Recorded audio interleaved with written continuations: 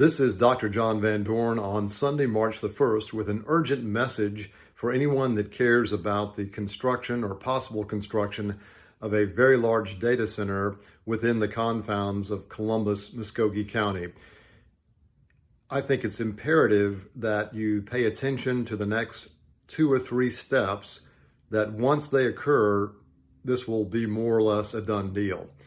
So if you are concerned, and I've heard from many citizens as I've been talking to them as I campaign for City District 9, if you're concerned, the 2 or 3 dates you need to keep in mind are: first, March 4th, upcoming Wednesday at 9 a.m., the PAC, the Planning Advisory Committee, will be meeting to discuss this issue, and that's their main order of business. They will probably give approval unless there's a strong public outpouring at that meeting. It'll be, again, 9 a.m. at the Citizens Service Center in Columbus, Georgia, off of Macon Road. And what they'll be doing is basically granting permission to rezone this 900-plus acre tract in eastern Columbus, abutting Harris County, from what it is now to what's called a technology overlay, a change to the UDO, the Uniform Ordinances for zoning, and this would grant more or less the permission for this data center to be built on that tract of land. The next 2 urgent dates are the next 2 meetings of the Columbus City Council, also in the Citizens Service Center at 3111 Macon Road.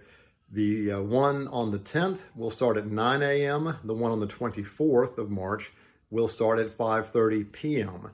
If you want to be heard, and I urge you, as many citizens as possible, to be heard on this issue, you have to sign up to be on the public agenda no later than 12 noon the previous Friday, which means the 6th of March for the one coming up on the 10th, and the 20th of March for the one coming up on the 24th.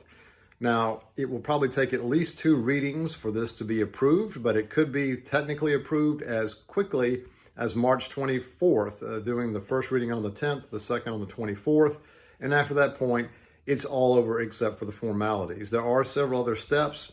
They have to go through a local permitting process and then a state permitting process with the state EPD called a Development and Regional Impact Statement. But those 2 agencies are largely weekend compliant, and they're probably going to do whatever the City Council has approved. So again, the most effective thing you can do is have your voice heard directly in front of the PAC and the City Council on the dates of the 4th, 10th, and 24th of March. There are other things you can do, like organize petitions, town halls, but those are kind of after the fact, and they won't be all that effective.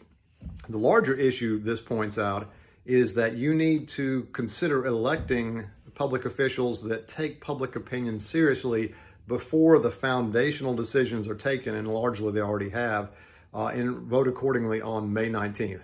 This is Dr. John Van Doorn asking for your support on May 19th.